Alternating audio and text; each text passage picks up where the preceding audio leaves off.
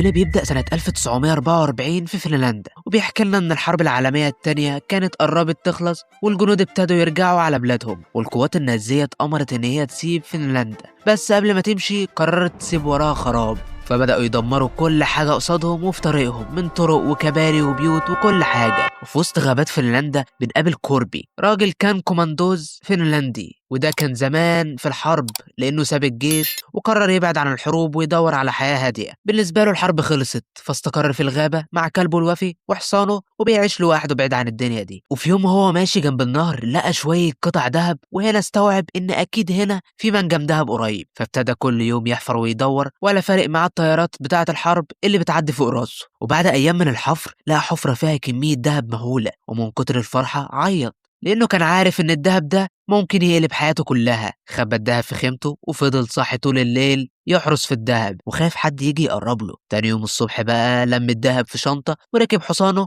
ومعاه كلبه وطلع في طريقه، وبعد شوية قابل الجنرال النازي برونو، وده كان ماشي كده بكتيبة جنود ومعاهم دبابة. الجنود دول كانوا بيخطفوا ستات فنلنديات وبيستغلوهم بطريقة وسخة قوي. كوربي أول ما شاف اللي بيحصل وشاف الجندي اللي اسمه وولف بيحاول يعتدي على واحدة منهم تجاهله كمل طريقه ولكنه شاف حد.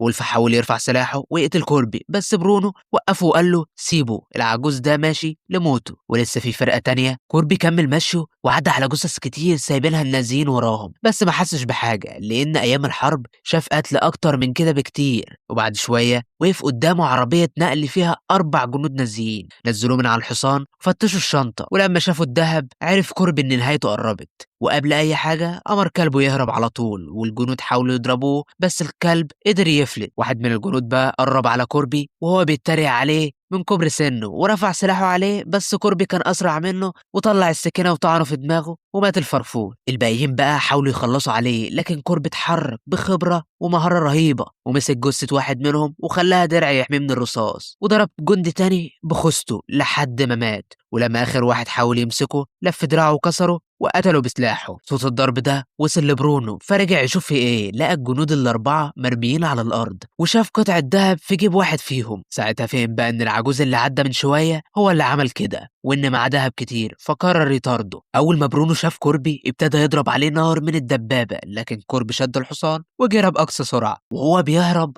دخل على حقل ألغام كان النازيين زارعينه. برونو أول ما شافه منع جنوده يضربه وكان مستني يتفرج على العجوز وهو بيتفرتك حتت، وفجأة الحصان داس على لغم وانفجر وعمل انفجار ضخم. الحصان مات وكوربي اتصاب إصابات صعبة، وبرونو قرب وشاف كوربي بالعافية وهو عمال يجمع الذهب ويحطه في الشنطة، بس ما قدرش يدخل حال الألغام خوفا على نفسه. وأول ما كوربي خلص برونو أمر جنوده على طول يخلصوا عليه، بس كوربي كان صاحلهم، مسك حجر ورماه على لغم قريب فحصل انفجار هز المكان كله. الدخان مال الدنيا والجنود ابتدوا يضربوا نار في الهواء من غير ما يشوفوا أي حاجة. وسط الدخان ده كله كوربي استخدم درع يحميه من الرصاص وفضل يزحف ويشق طريقه مصمم يطلع حي مهما حصل. برونو بيبعت جندي علشان يشوف كوربي فين، بس الجندي وهو ماشي بيدوس على لغم بالغلط وبينفجر في ساعتها وبيتحول لأشلاء. برونو بيتعصب جدا وبيبعت 2 كمان، بس ال2 بيلاقوا نفس المصير والألغام بتنفجر فيهم وبيموتوا زي اللي قبلهم. بعد ما الدخان بيخف شوية برونو بيكتشف إن كوربي اختفى خالص ولا ليه أي أثر ولا ليه أي صوت. ساعتها بيتجنن من الغضب وبيقرر يعمل حركة قذرة، بيستخدم الستات الفنلنديات كدروع بشرية. وولف بيجبر الستات يمشوا قدام الدبابة واحدة ورا واحدة علشان يمشطوا حقل الألغام.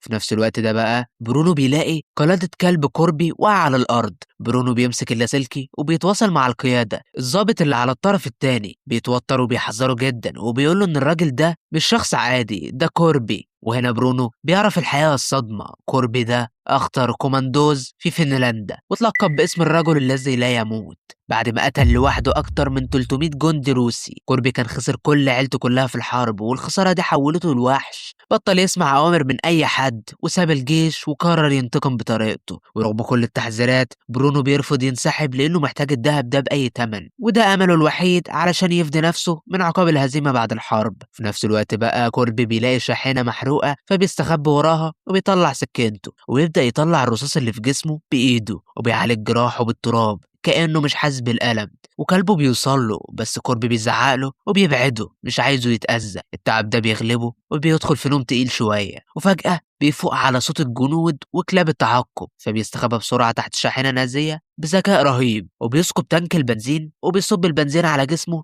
علشان يمسح ريحته وما توصلش للكلاب. ولكن واحد من الكلاب ده بيحس بحاجة وبيبدأ ينبح، والجنود بياخدوا بالهم وبيضربوا عليه نار. رصاصة بتسيب كوربي في رجله وهو بيجري. برونو بيأمر الكلاب إن هي تكمل وراه. كوربي علشان يضيع أثره بيولع في نفسه بالنار وبيجري يرمي نفسه في بحيرة قريبة. برونو بيمنع جنوده يضربوا نار وبيقف مستني كوربي يطلع من المية. الوقت بيعدي وكوربي ما بيظهرش، وفجأة دم بيطلع على سطح المية. الكل بيفتكر إنه مات. برونو بيبعت 3 جنود في المركب علشان يطلعوا الدهب من قاع البحيرة. تحت المية كوربي بيمسك أول جندي وبيشده لتحت وبيموته بالسكينة على طول، وبعده التاني والتالت بيتشل من الرعب. برونو من العصبية بيقتل الجندي التالت بنفسه، وفي نفس اللحظة دي كوربي بيطلع من المية ماسك جثة واحد فيهم ومستخدمها كدرع بشري وبيهرب. برونو بيشوف كلب كوربي واقف على الشط بتاع البحيرة بيعيط مش قادر يلحق صاحبه. ساعتها بقى برونو بيبدأ يفكر في خطة جديدة. كوربي أخيرا بيوصل لمدينة متدمرة بالكامل من كتر التعب. بيدخل محطة وقود مهجورة وبيحاول ينام شوية، بس ذكريات عيلته اللي ماتت مش سايباه في حاله. وبيفوق على صوت نباح كلبه والكلب قدر يوصل له،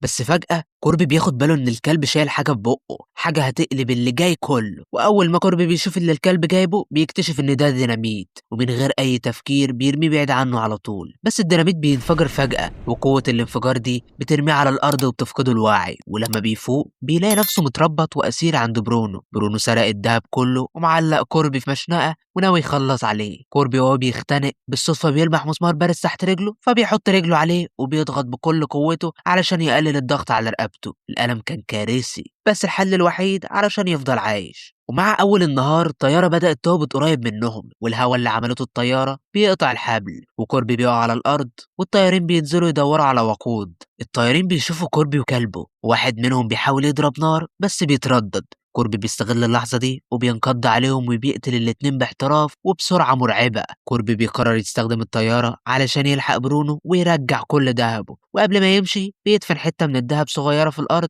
كعلامة علشان يعرف مكانها بعدين. وفي مشهد مرعب كوربي بيولع نار وبيبدأ يكوي جروحه بنفسه وبيطلع الشظايا من جسمه قدام طيار نازل لسه عايش. الطيار الرعب مالي عينيه ومش مصدق اللي بيشوفه. ولكن بعد كده يا صديقي النازيين بعد كده بيلاقوا حطام الطيارة، وبرونو بيفهم في اللحظة دي ان كوربي ما بيموتش ورجع تاني ورجع علشان ينتقم منه. واحدة من الستات الأسيرات اسمها إينو تبتدي تسخر من الجنود النازيين وبتقول لهم ان كوربي اسمه الحقيقي في الحرب كان سيسو، والكلمة دي معناها الشجاعة الأسطورية اللي ما بتتكسرش. إنه بتكمل وبتأكد لهم إن كلهم هيموتوا دلوقتي على إيد كوربي، لأنه عمره ما بيسيب عدو عايش. وهي بتقول كده وهي مبسوطة ومطمئنة. وبالفعل يا صديقي كوربي بيهاجم شاحنة نازية فجأة وبيقتل الحراس وبيرمي جثثهم تحت عجلات الدبابة في مشهد دموي مرعب. وبعدها بيدخل الشاحنة يوزع سلاح على الستات الفنلنديات المحتجزات علشان يقدروا يدافعوا عن أنفسهم. كوربي بيطلع فوق الشاحنة وبيقتل السواق، وإنه بتمسك الدريكسون وبتسوق هي وبتدخل مع كوربي في هجوم مباشر على الكتيبة. الستات بيستخدموا جثث الجنود كتمويه وبيقربوا من الشاحنة التانية، وفجأة بيفتحوا نار وبيقتلوا كل الجنود اللي فيها. ولكن كوربي بيكون بيحاول يقتحم الدبابة عشان يدخلها، لكن برونو بيفاجئه وبيدوس فرامل الفجأة فبيقع كوربي على الأرض بقوة. وفي اللحظة دي الجندي وولف بينزل علشان يواجه كوربي، وبتبدأ المعركة العنيفة ما بينهم. اشتباك بالأيدي فوق الدبابة وحواليها، وفي معركة كلها غضب وانتقام ومفيش فيها رحمة أبدا. بالمناسبة يعني يا صديقي بما إنك وصلت لهنا يبقى أكيد الفيديو عجبك. متنساش بقى اللايك الجميل والاشتراك علشان يوصلك كل جديد من عندنا، لأن حرفيا 99% من الناس اللي بتشوف فيديوهاتنا مش بتشترك في القناة، 1% بس دول مشتركين. وعلشان نقدر نستمر فاشتراكك الحلو واللايك بتاعك. ويلا بينا. كوربي بيسيب الجندي وولف عايش ومش شفقة فيه ولا حاجة، بس علشان ياخد موتوسيكله ويلحق الدبابة. انما وولف بقى ما بيفلتش ان الستات الفنلنديات بيوصلوا له قبل ما يهرب وبيدوقوه اللي عملوا فيهم وبيدوه درس عمره ما هينساه في حياته. برونو بيوصل لطيارة ناوي يهرب بيها. الطيار بيقول ان الطيارة تشيل واحد بس. من غير تردد برونو بيضرب صاحبه وبيقتله بكل دم بارد وبيركب الطيارة لوحده. وفي آخر لحظة كوربي بيظهر وبيضرب نار على الطيارة، ولكن الطيارة بتقلع وكوربي بيتشعلق في الطيارة من تحت من غير ما حد يحس، وماسك في هيكلها جامد قوي، مستعين بفأسه الحديد المغروسة فيه بإتقان مرعب. كوربي بيزحف لحد فتحة العجلات وبيدخل جوه لحد غرفة القنابل، وبرونو بيحس إن في حاجة غلط وبيدخل يشوف، وبيتفاجئ بكوربي بيهجم عليه جوه الطيارة وهي في السماء. معركة عنيفة جدا بتبدأ، ضرب وخنق وموت،